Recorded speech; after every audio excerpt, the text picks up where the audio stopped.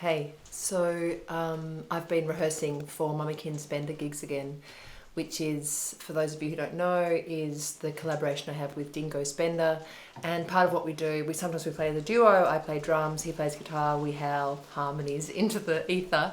But most of the time we actually engage community choirs everywhere we go, and they spend 6 weeks rehearsing the parts, and then we turn up and we do this sort of extended workshop rehearsal type thing, and then we perform with that choir for their community. It's a blast.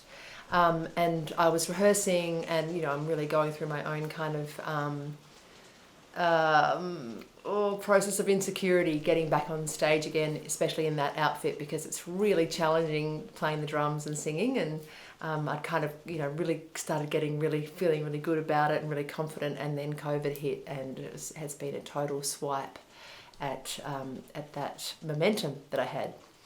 So I was having a bit of a moment about it the other day, and then I was like, okay, just think back to one of your favourite gigs.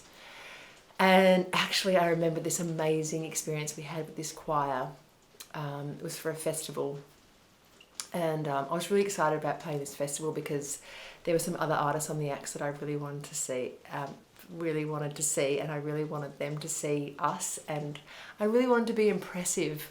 Really wanted to be impressive. So I was already feeling super insecure and kind of out of my body in a way. Anyway, we turn up and the choir has been rehearsing, but they're a choir of, the majority of people in the choir were they were older, they were elders in our community or in that community, and some of them, with walking aids, and it was really I was like, wow, okay, we did this 4-hour rehearsal. Anyway, at the beginning of the rehearsal, it became kind of apparent that we were going to have to cut some songs because the level of capacity wasn't quite there. And it was a really hard call when someone, when a group of people have worked towards something for a long time. So I started saying, look, I think we're going to have to cut a couple of songs here and just really get good quality on just a smaller handful of the songs. And they were like, no, don't. We love that song. I was like, okay, well, what about this song? Like, no, we love that song. It's like, well, we can't be ready. We can't be ready in time unless we're willing to just absolutely kind of get some takeaway and go really hard at this tonight and extend this rehearsal.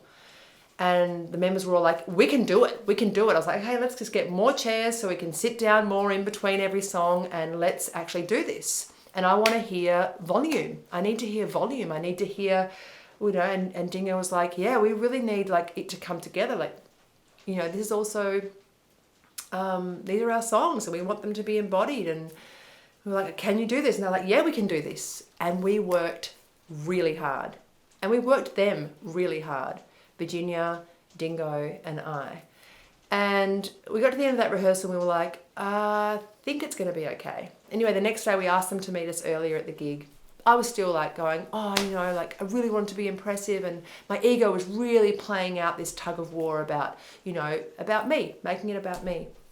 And so that was this kind of backdrop, internal conflict going on. But actually this choir was the most important thing that was happening that day. So we met them early, and we did a run through, and I'd said to them the night before when we left, I was like, basically between now and tomorrow, you just only need to be singing your parts.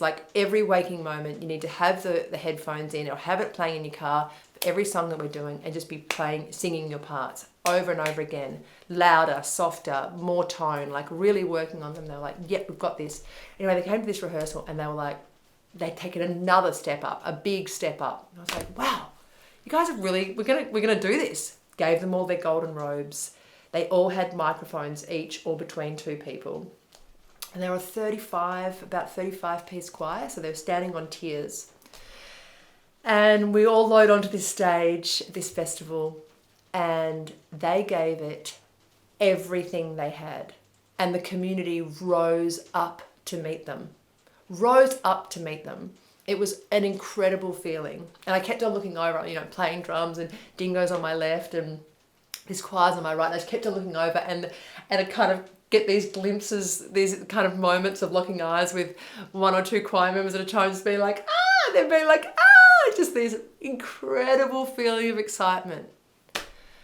And in the crowd, I saw the artists that I wanted to see, and I was just like, I'd forgotten about them. I'd forgotten that that was even a thing. I'd forgotten that, I wanted to be impressive.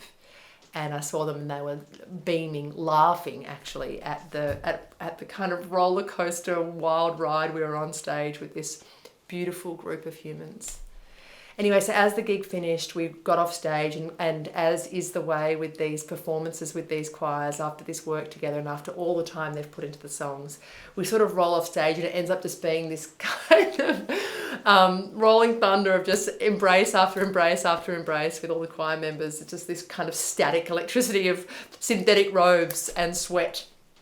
And this one choir member who had to be assisted to get up onto the stage actually, and had a walking stick. He said, I want to talk to you for a second. I was like, oh, okay. And he pulled me across and he said, I just want to thank you. I was like, oh yeah, you're welcome. He said, no. He said, listen to me for a second. He said, I want to thank you for pushing us.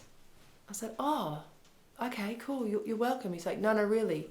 No one bothers to push us anymore. No one thinks we can be loud. No one thinks that we can still sing. No one thinks that we have gusto. No one thinks that we have fight in us anymore. And we're left to be quiet. And we're left to be invisible. And we're not invisible. We actually have things that we still want to share and things that we still want to do. And you didn't give up on us yesterday. And you pushed us. And my kids were out there in that audience, and my grandkids were out there in that audience. And they saw me up there doing something that I didn't even think they'd have the guts to do. And that was just because you pushed us.